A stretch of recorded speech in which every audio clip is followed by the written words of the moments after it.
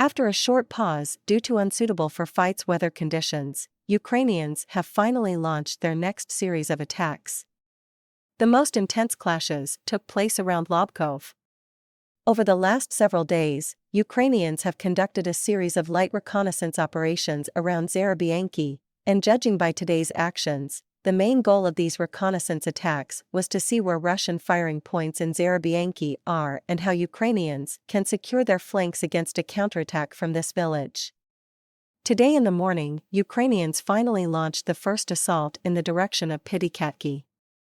If we look at the topographic map, we can see that Piatikatki is also located in the lowlands, which is why it became the next logical target. Russian sources reported that Ukrainians used 5 armored fighting vehicles and 2 tanks.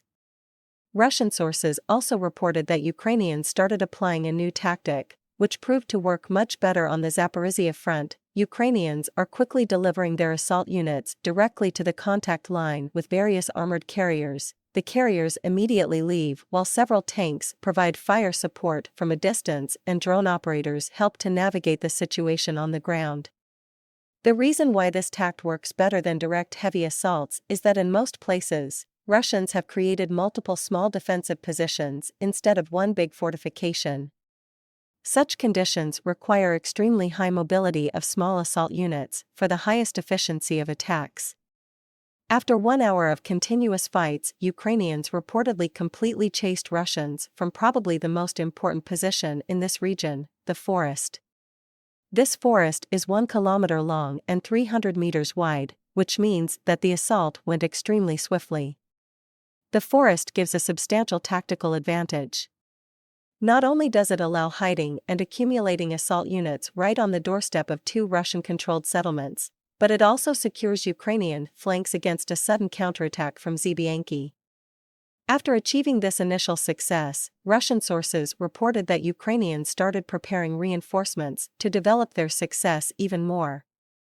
Shortly, Ukrainians were ready and launched the next series of attacks. 1 small assault unit approached Russians from the northern bank of the river and opened fire on Russian positions, which made Russian troops less agile, while the second assault unit attacked the settlement from the southern bank of the river, more precisely from the forest. After around 1 hour of intense clashes, Ukrainians pushed Russians out of the western part of the settlement.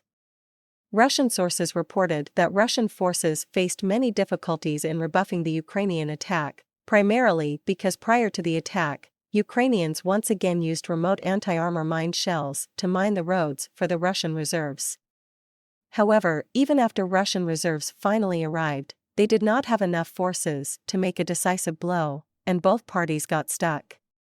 Both parties heavily relied on artillery. However, Russian sources reported that Ukrainians prioritized counter-battery fire over direct support of the units on the ground, and Russians were forced to respond reciprocally, so 2 separate battles took place here simultaneously, between the infantry and between the batteries.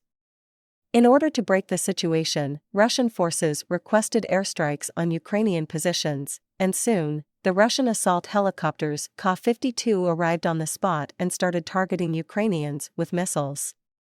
The Ukrainian General Staff reported that Ukrainians managed to shoot down one of those helicopters in the process.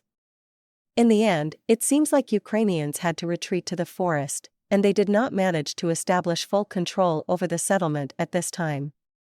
Nonetheless, even the most prominent Russian sources admit that Ukrainian almost took the village, which is why they are expecting a new attack on Piatikatki very soon. And this new attack will likely be even harder to repel, as Ukrainians now understand the setting much better and will avoid many mistakes. After Piatikatki, the next logical step is Zarabianki, which due to the local geography, will require even more coordination between multiple assault units in multiple directions and tactical excellence.